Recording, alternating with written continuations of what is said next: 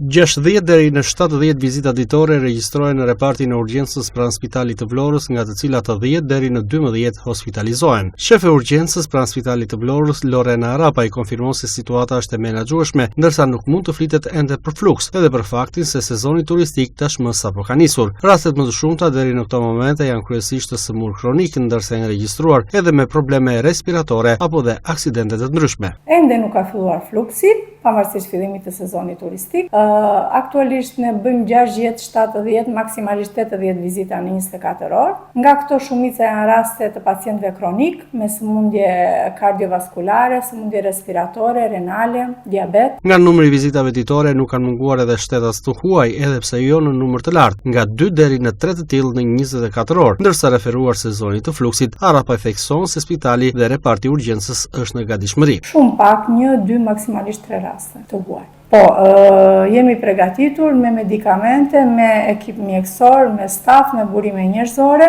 Presim një sezon turistik të mbarë. Reparti urgjencës pranë Spitalit të Vlorës gjatë sezonit përballon fluks të lartë, ndërsa aktualisht teksa jemi në nisje të tij, situata është e menaxhueshme.